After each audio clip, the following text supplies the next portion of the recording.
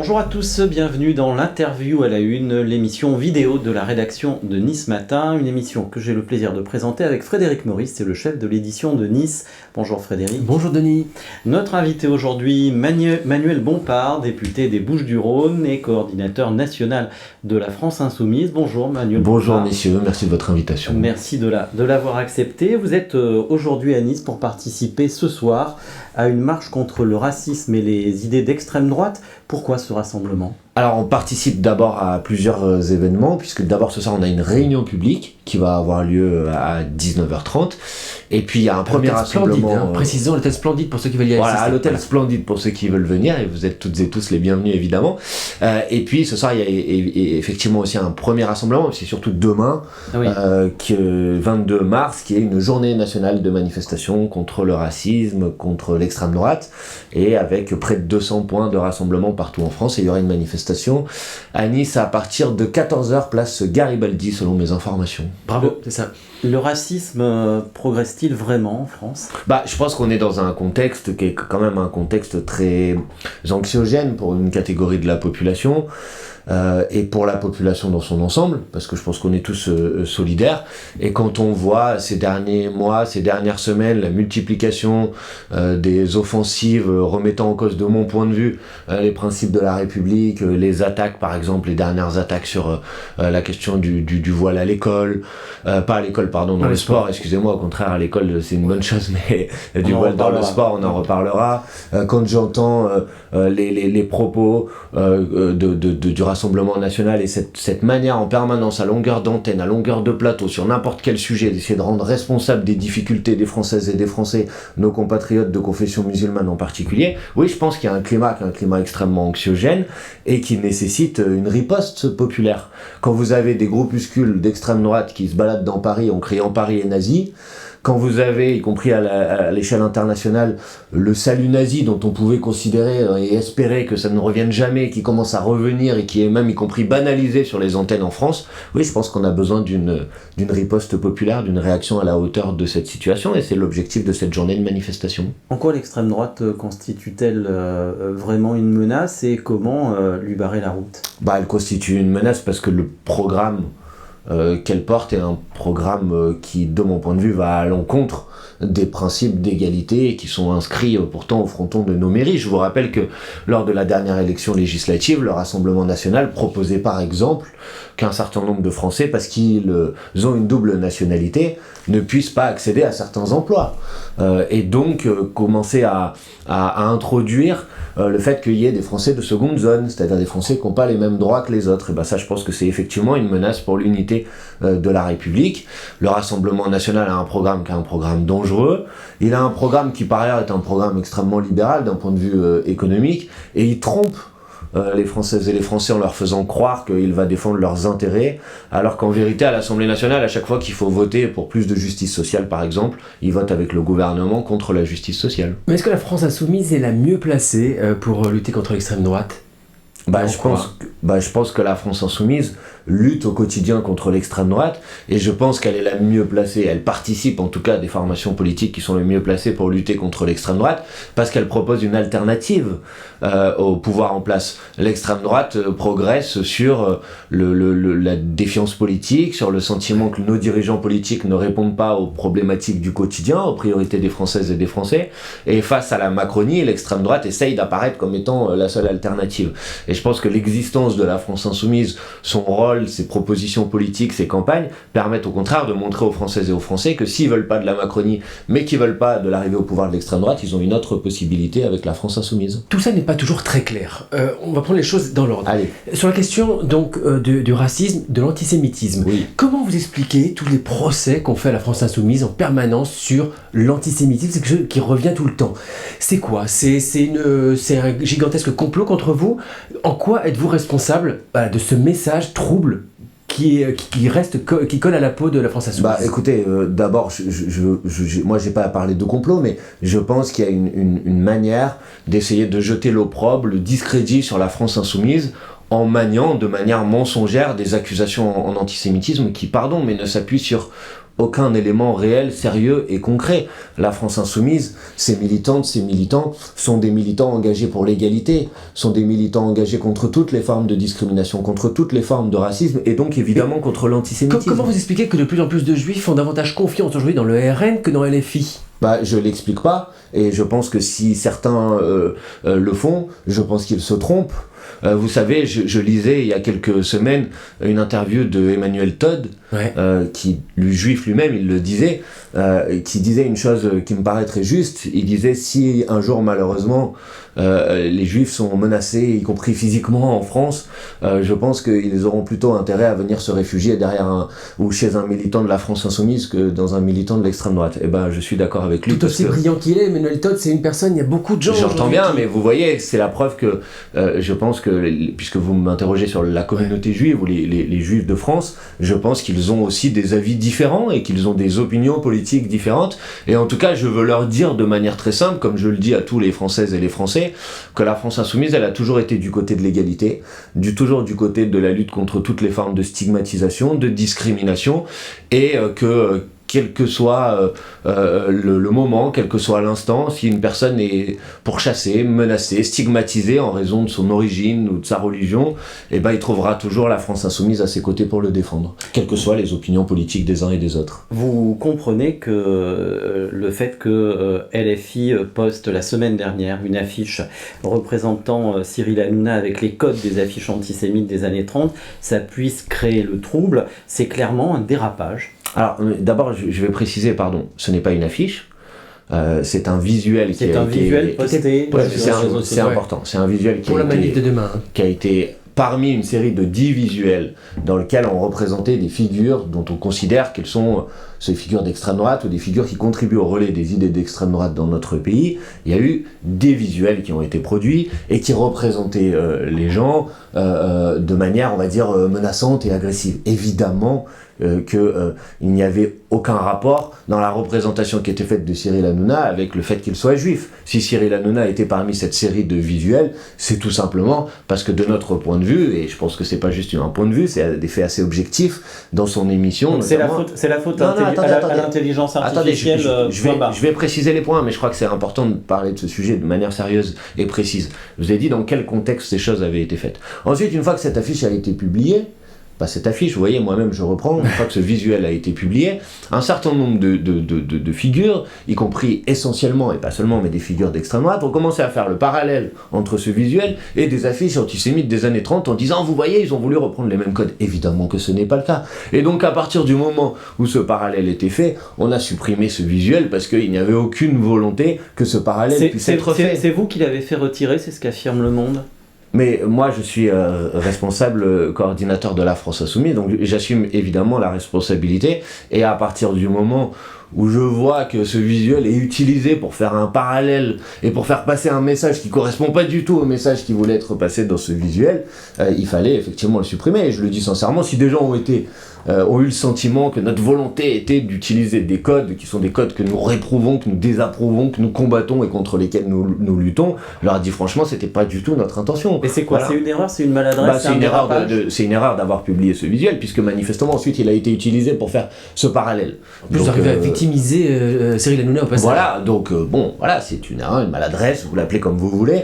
Maintenant, pardonnez-moi de considérer quand même que un visuel resté quelques minutes sur les réseaux sociaux mérite peut-être pas 10 jours de polémique. Ça vient après une série quand même. Et mérite sans doute, et sans aucun doute pas, de nous jeter à la figure des accusations infâmes et infamantes d'antisémitisme. C'est pas le premier visuel qui fait polémique. Votre collègue Aymeric Caron a déploré des communications catastrophiques. C'est involontaire ou il y a une stratégie derrière ? Non, je vous ai dit, sur la publication de ce visuel, c'était évidemment pas l'objectif. Que ensuite commence une polémique sur est-ce que ce visuel est proche ou pas proche de figures, d'images et d'affiches qui, elles, étaient des affiches clairement antisémites dans lesquelles il y a marqué à chaque fois le mot juif, etc. Et évidemment que c'est des affiches qui pardon, mais me donnent envie de vomir. Donc moi, quand je vois cette comparaison, je me dis, mais il y a une énorme erreur si vous pensez que ces affiches-là correspondent à l'intention qui est la nôtre. Donc voilà, c'est pas la nôtre.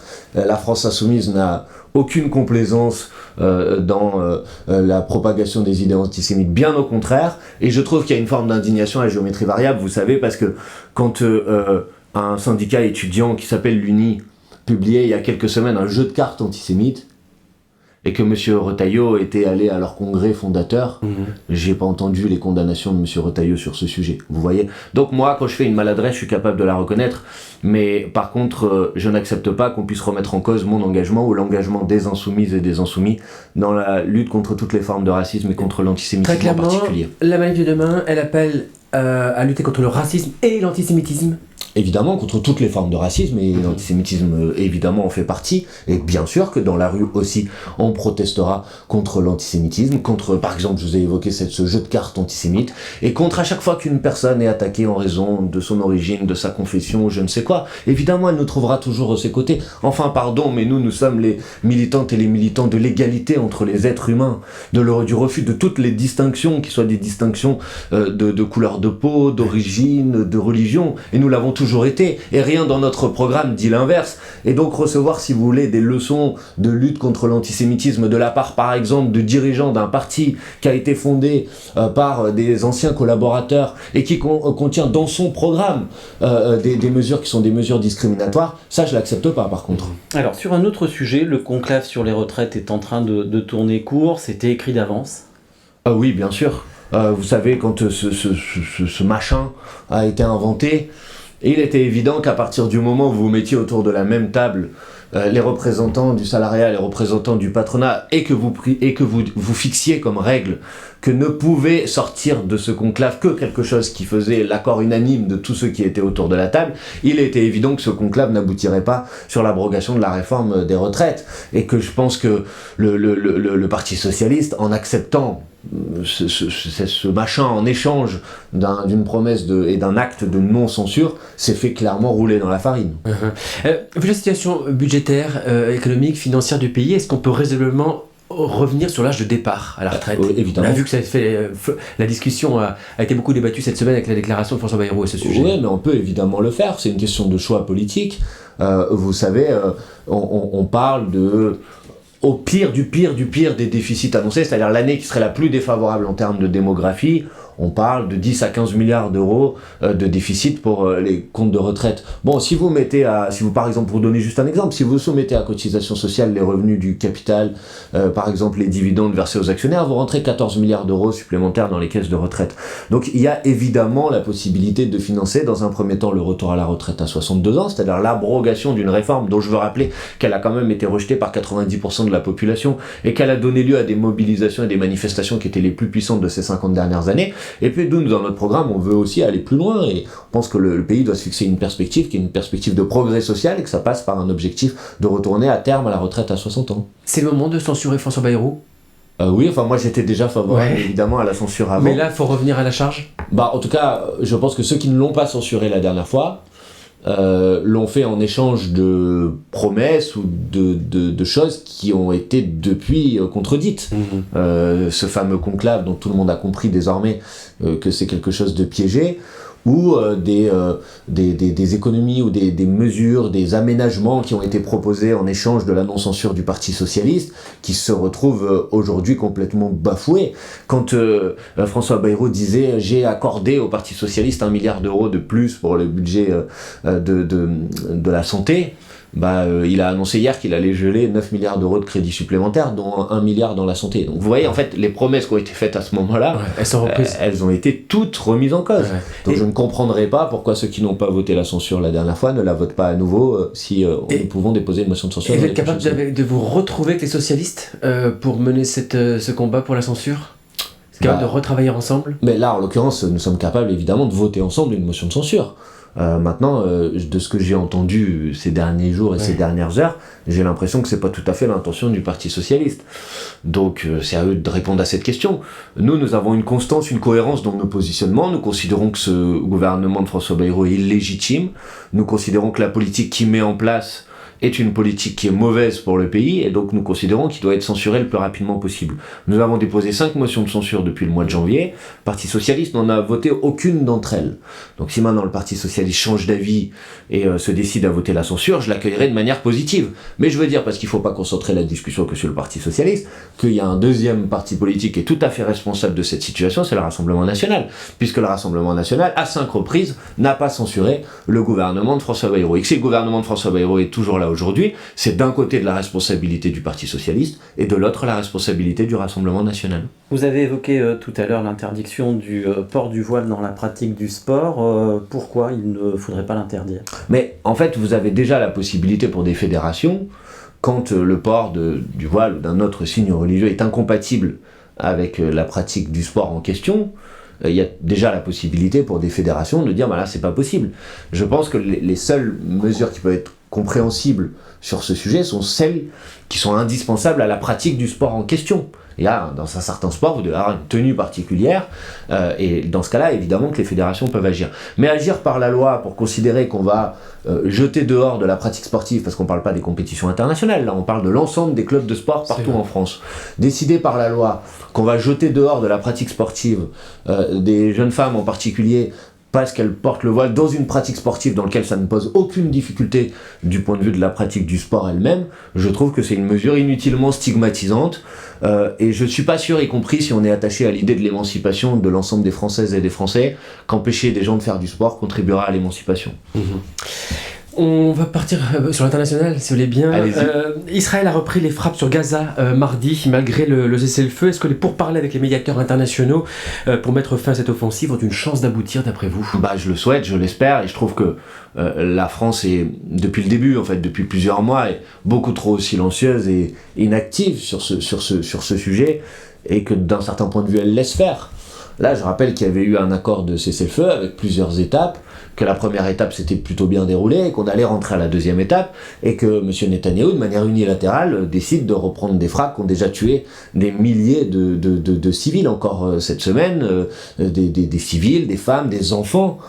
Et la France n'a rien à dire sur ce sujet, ce n'est pas normal. Donc je pense que la France doit hausser le ton, qu'elle doit prendre des mesures qui sont des mesures fortes. Par exemple, elle peut décider d'infliger des sanctions économiques à l'encontre du gouvernement de M. Netanyahou. Par exemple, elle peut décider de rompre ou de se battre pour qu'on rompe au niveau européen l'accord d'association entre l'Union européenne et Israël. Par exemple, elle peut décider d'un embargo sur les armes, pour prendre des exemples. Parce que sinon, ça veut dire qu'on accepte cette situation, la violation du droit international, le massacre de milliers de personnes civiles. Et moi, je pense que la France, elle se grandit quand à l'échelle internationale, elle porte des valeurs de respect des droits humains. Et elle doit le faire à Gaza, comme elle doit le faire au Liban, comme elle doit le faire en République démocratique du Congo, comme elle doit le faire en Ukraine. Et la France, elle peut pas avoir de double standard dans ses positions à l'échelle internationale. Et malheureusement, elle a des doubles standards aujourd'hui, et je pense que c'est inacceptable, et qu'en plus, ça affaiblit la parole de la France sur la scène internationale. À propos de respect des droits humains, 10 ans de prison ferme ont été requis jeudi par la justice algérienne à l'encontre de l'écrivain franco-algérien Boualem Sansal. Comment vous réagissez ? Je réagis en disant que la France doit aussi agir, évidemment, pour la libération de Boualem Sansal. Et je pense malheureusement que la stratégie qui est celle du ministre de l'Intérieur aujourd'hui, M. Retailleau, qui est une stratégie de provocation, c'est une stratégie de montée en tension, en vérité ne fournit aucun résultat positif pour la France, bien au contraire. Parce que si vous acceptez de rentrer dans une stratégie de rapport de force et pas de négociation, mais de provocation sur la place publique, alors en face de vous, vous avez un État qui répond de la même manière, par des provocations. Or, si vous voulez résoudre ces problèmes, vous savez, le peuple français, le peuple algérien, ils ont des intérêts communs, ils ont des familles en commun, ils ont des histoires en commun. Et je pense que le rôle de la France, c'est d'avancer les sujets qui posent problème par la négociation, par la diplomatie, pas par la provocation. L'Algérie n'est pas notre ennemi, le peuple algérien n'est pas notre ennemi, et nous aspirons à l'amitié avec le peuple algérien, nous aspirons à la solidarité, à la fraternité avec le peuple algérien, et je trouve que la stratégie de M. Retailleau, qui instrumentalise cette question pour des enjeux de politique nationale, ou pour des enjeux de congrès du parti Les Républicains, pour espérer prendre la tête de ce parti, est une manière d'instrumentaliser la question internationale internationale qui est extrêmement dangereuse et extrêmement irresponsable. Toujours concernant Boualem Sansal, plusieurs eurodéputés de la France Insoumise ont voté fin janvier une résolution du Parlement européen Se sont abstenus. Cette résolution demandait la libération de Boualem Sansal. Est-ce que vous êtes à l'aise avec cette position ? Mais précisément, les mêmes personnes sont évidemment sur la même position que moi, c'est-à-dire disant qu'il n'est pas acceptable qu'un écrivain puisse être enfermé. Comme pour le défendre, il y a mieux que de s'abstenir. Oui, mais monsieur, à la fin, il faut regarder une résolution. Et dans cette résolution, il n'y avait pas seulement la question de l'appel à la libération de Boualem Sansal. Il y avait par exemple la menace de suspendre l'accord d'association entre l'Union européenne et l'Algérie. Je vous disais tout à l'heure, par exemple, ce qu'on se refuse à faire, par exemple, avec l'État israélien. Donc, à un moment, il faut aussi avoir une constance dans ces positionnements. Nous sommes favorables à la libération de Boualem Sansal, mais comme je vous l'ai dit, nous pensons qu'en faire un point de crispation politique, comme le fait M. Retailleau aujourd'hui, précisément conduit au résultat exactement inverse. C'est que le gouvernement algérien, désormais, s'il accorde la libération de Boualem Sansal, donne l'impression de céder aux injonctions d'un autre État. Et donc c'est une très mauvaise méthode. Si vous voulez obtenir une libération, y compris d'un de vos ressortissants dans un autre pays, on a obtenu par exemple la libération, avec soulagement d'ailleurs, d'un Français qui était détenu en Iran. Ouais. On l'a pas fait en faisant un point de crispation publique, on l'a fait en faisant de la diplomatie, en obtenant sa libération. Il faut faire la même chose. Alors, à propos de diplomatie, comment vous voyez l'issue de la guerre en Ukraine ? Je la vois avec inquiétude, pour être honnête, parce que je vois bien que la France, l'Union européenne, et les États-Unis d'ailleurs, pendant plusieurs années, se sont entêtés dans une illusion qui était l'illusion d'une sortie militaire. C'est-à-dire qu'on allait gagner par les armes et faire reculer l'armée de Vladimir Poutine à ses frontières. Et on a refusé d'explorer de manière sérieuse la voie diplomatique. Et aujourd'hui, on se retrouve en quelque sorte à explorer la voie diplomatique parce qu'il y a un changement d'administration américaine dans la pire des situations pour l'Ukraine, c'est-à-dire dans une situation dans laquelle elle est dans la plus grande position de faiblesse. Et je crois que la France doit se battre pour que l'accord de paix soit un accord de paix juste et un accord de paix durable. Quand on a un dictateur comme Vladimir Poutine en face de nous, qui ne comprend que le rapport de force, est-ce que vous croyez vraiment que la voie diplomatique peut fonctionner ? On l'a bien vu avant qu'il envahisse l'Ukraine, tout a été tenté, mais tout a échoué. Je ne crois pas que tout ait été tenté avant d'abord, mais ensuite, je vais vous dire quelle autre solution vous proposez ? De faire la guerre avec une puissance nucléaire ? Évidemment que ce n'est dans pas un rapport de force, peut-être le tenir, le rapport de force le plus possible. Est-ce que vous êtes favorable aujourd'hui à accroître l'aide à l'Ukraine ? On aide l'Ukraine et moi je suis favorable à continuer à aider l'Ukraine, mais pour compenser éventuellement mais justement répandre l'illusion que la France pourrait compenser le manque à gagner en quelque sorte de l'aide américaine en Ukraine me paraît vraiment pas sérieux du tout, parce qu'on n'en a pas la capacité financière, qu'on n'en a pas la capacité industrielle. Donc je pense qu'il faut discuter, négocier, obtenir un accord par la diplomatie qui doit être un accord juste pour l'Ukraine, un accord qui doit être durable, qui s'assortit de ce qu'on appelle des garanties de sécurité pour faire en sorte que ça ne se traduise pas par une nouvelle guerre dans 1 an, dans 2 ans ou dans 3 ans. Voilà la solution qui doit être la nôtre. Mais utiliser sur la scène nationale cette préoccupation et cette situation très dangereuse internationale à des fins de politique nationale, comme on l'a vu sur les retraites ou comme on le voit sur l'idée qu'il va falloir faire des efforts ou travailler plus longtemps, me paraît être irresponsable. Est-ce que Emmanuel Macron exagère quand il dénonce l'imminence d'une menace russe ? Je pense qu'il y a une exagération dans la nature de cette menace. On nous dit, et c'est vrai, que la Russie mène des campagnes de déstabilisation en France. On nous dit, et c'est vrai, que la Russie mène des attaques cyber en France. Mais si c'est le cas, d'abord je veux dire qu'ils n'en ont pas l'apanage. Pardonnez-moi, mais la nouvelle administration américaine mène aussi des campagnes de déstabilisation en France. Mais deuxièmement, si c'est effectivement le cas, on ne répond pas à des attaques cyber ou à des campagnes de désinformation avec des chars, des missiles ou des obus. On répond avec des investissements dans la cybersécurité. C'est-à-dire que la réunion qui a eu lieu sur la menace russe avec les responsables des services secrets français, c'est la seule chose qu'on vous a avancé. On vous a juste dit c'est des attaques cyber, la menace elle est cyber. Vous comprendrez que je ne vais pas dévoiler la nature exacte. Vous parlez que de ça, vous. Donc, ce qui a été dit. Non, mais là je m'appuie sur les prises de position publiques qui ont été celles du président de la République, du ministre des Armées, qui qualifiait la fameuse menace russe de cette manière. Mais en gros, qu'il y a aussi des attaques contre l'architecture de sécurité européenne de la part de Poutine. Mais qui veut mettre à bas la protection de l'OTAN, le parapluie nucléaire américain. Je sais pas sur quoi vous vous appuyez pour dire ça, mais moi je veux juste dire, j'essaye de regarder les choses avec précision. Si la France a des vulnérabilités sur un certain nombre de sujets, elle doit compenser ces vulnérabilités. Mais essayer de faire croire que, en quelque sorte, les chars russes pourraient passer les frontières françaises demain et que donc la menace serait de cette nature, je pense que d'abord c'est pas sérieux, et deuxièmement je crains malheureusement que ça soit utilisé pour essayer de faire accepter en France un agenda politique national dont les Français ne veulent pas. Juste pour finir là-dessus, le réarmement de la France, ce que vous dites, c'est qu'en fait, c'est pour faire passer une politique austéritaire. Je crains que ce soit ça, oui. Sinon, il faut nous dire pourquoi faire. Écoutez, mes collègues ont participé à une réunion avec le Premier ministre dans laquelle il avance le chiffre de 100 milliards d'euros. On lui demande, mais pourquoi faire ? Et il nous dit, pour faire un choc dans l'opinion. Un poids de forme de l'armée, disent-ils. Moi, j'ai entendu, pour faire un choc dans l'opinion. C'est pas sérieux. Si on a besoin d'investissement dans la défense, on nous dit pourquoi faire, à quel endroit, mais pas pour faire un choc dans l'opinion. Il n'y a pas d'argument, quoi.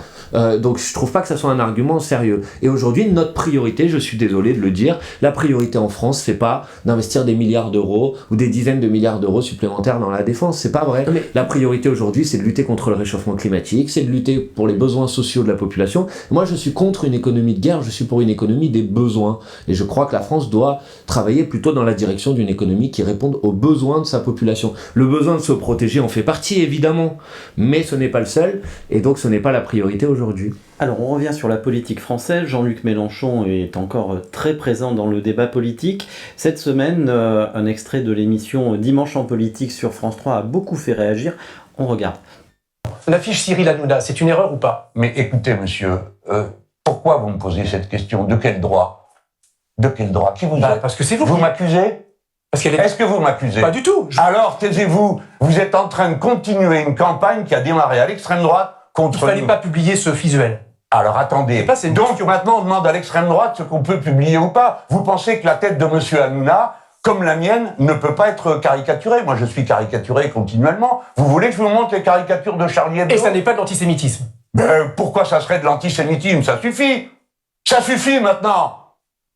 Alors, ça suffit, taisez-vous, avec de tels propos, un tel comportement. Est-ce que Jean-Luc Mélenchon ne constitue pas aujourd'hui le principal handicap de LFI ? Monsieur, si je viens vous voir sur un plateau de télévision et je vous demande, je vous pose des questions qui sont des questions infamantes, si je vous demande si vous êtes raciste, si je vous demande si vous êtes antisémite, vous allez peut-être me répondre avec un peu de vigueur, parce que vous allez considérer que la question elle-même est infamante. Vous avez répondu sur l'affiche tout à l'heure, vous n'êtes pas emporté. Mais je trouve ça infamant quand même. Et je comprends tout à fait que Jean-Luc Mélenchon en ait assez d'être en permanence calomnié sur ce sujet, accusé de manière mensongère, et qu'au bout d'un moment, il vous dise ça suffit. Maintenant, je vais élargir la réponse à la question que vous me posez. Moi, je considère que Jean-Luc Mélenchon a fait 22% des voix à la dernière élection présidentielle. Il a fait plus de 20% à Nice, d'ailleurs. Comme quoi, contrairement à parfois les clichés qu'on peut laisser se répandre, y compris ces idées à Nice, elles ont un écho. Et je considère que Jean-Luc Mélenchon fait partie, et est sans doute la figure politique la mieux placée aujourd'hui, pour permettre à la gauche de pouvoir remporter les prochaines élections et empêcher, puisqu'on parlait de ça tout à l'heure, l'extrême droite de s'emparer du pouvoir. Après les accusations contre Jean-Luc Mélenchon, vous savez, j'ai fait 3 campagnes d'élection présidentielle avec Jean-Luc Mélenchon.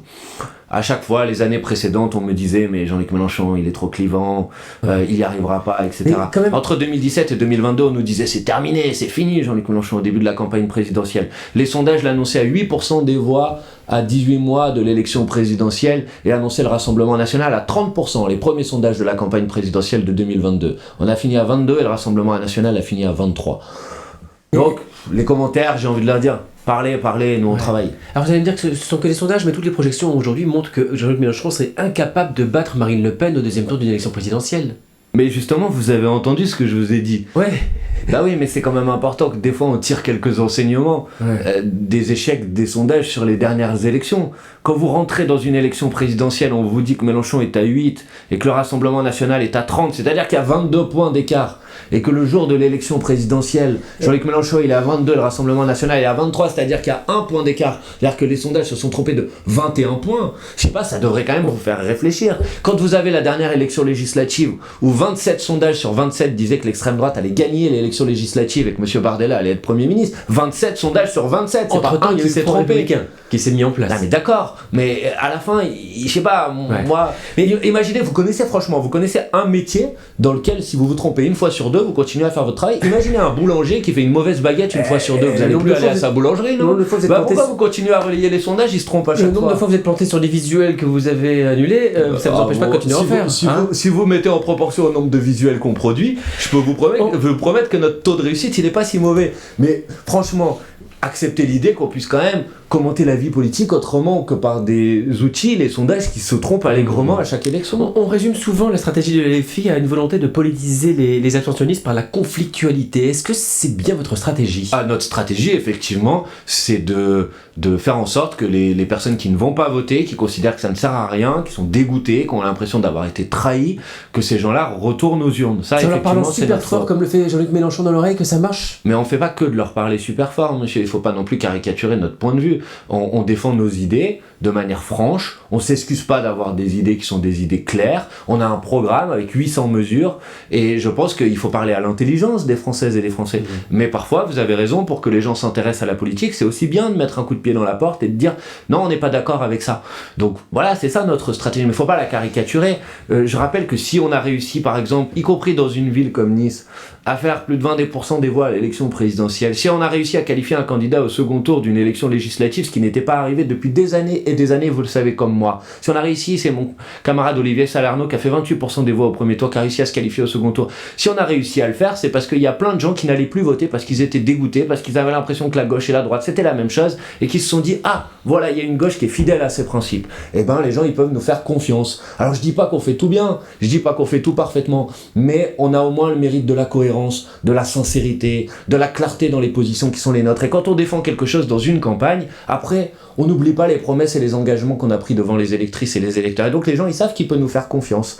Et je leur dis, vous pouvez effectivement nous faire confiance. Et je dis aux personnes qui ne vont pas voter pour l'instant, si vous vous mobilisez, si vous sortez, si vous décidez de vous engager dans une campagne quelle qu'elle soit, ça peut être municipale, présidentielle, législative, vous pouvez changer les choses, ça peut marcher. En tout cas, il ne faut pas laisser les autres décider à votre place. Donc il y a la campagne des municipales qui se profile. Quelles sont vos ambitions dans les Alpes-Maritimes, et est-ce que la gauche va arriver à faire l'union à Nice? Je le souhaite. Je pense qu'à Nice, pour la raison que je vous ai indiquée, sur la base y compris du résultat des dernières élections ici, il peut y avoir une opportunité pour la gauche, si elle s'assume, si elle défend des positions claires, de faire en sorte de tourner la page d'une forme de guéguerre entre M. Estrosi et M. Ciotti, qui, moi je veux pas parler à la place des habitants de Nice, j'habite pas dans cette ville, mais si j'habitais dans cette ville, commencerait à me gonfler un petit peu, parce que je pense que les citoyens, ils sont en droit qu'on leur propose plutôt des mesures qui améliorent leur quotidien, et pas de participer ou de devenir les arbitres d'une guéguerre personnelle entre deux individus. LFI veut la tête de liste à Nice? Je sais pas si c'est les camarades, les militants de la France Insoumise localement qui le décideront. En tout cas, la France Insoumise, elle souhaite avoir un rassemblement qui est un rassemblement sur un programme de rupture, c'est-à-dire un rassemblement clair, qui s'assume avec des positions qui sont des positions franches. Et je sais que certains voulaient exclure une partie des composantes du rassemblement, notamment le mouvement associatif qui s'appelle Viva et qui avait présenté une élection à la dernière élection législative. Et nous, les Insoumis, on a dit non, si on veut se rassembler, il faut que tout le monde puisse participer de ce rassemblement. Et on n'a pas que des objectifs à Nice, on sera présent aussi dans les élections municipales dans d'autres communes, on sera présent à Grasse, on sera présent à Valoris, on sera présent dans un certain nombre d'autres communes où les idées de la France Insoumise ont de l'écho. Et on essaiera de faire en sorte de constituer ou de participer à la constitution de liste dans ces communes. Merci. Alors avant de terminer, la question perso.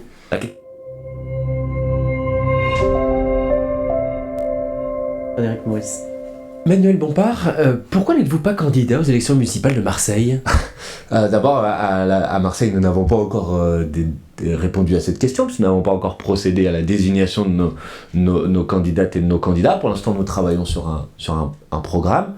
Après, vous savez, moi je suis coordinateur national de la France Insoumise, je suis député des Bouches-du-Rhône, j'ai un rôle de porte-parole de la France Insoumise, Et donc je pense qu'on ne peut pas tout faire non plus. Et il faut aussi avoir la modestie de reconnaître qu'on ne peut pas occuper toutes les fonctions en même temps. Et il y a à la France Insoumise à Marseille un certain nombre de figures qui sont tout à fait capables, qui sont brillants et qui sont tout à fait en mesure de pouvoir porter le programme et les idées de la France Insoumise dans cette campagne des élections. Et vous montrerez l'exemple de l'unité de la gauche à Marseille, c'est-à-dire que quoi qu'il arrive, vous pourrez repartir avec Benoît Payet ? Alors c'est Benoît Payan, pardon, le maire de Marseille, mais je pense que nous, on va d'abord porter une proposition politique avec des programmes, et ensuite la discussion, elle se fera sur les contenus programmatiques. Malheureusement, ce que j'observe pour l'instant, c'est que la volonté du maire de Marseille, c'est plutôt une volonté de laisser la France Insoumise sur le côté du rassemblement.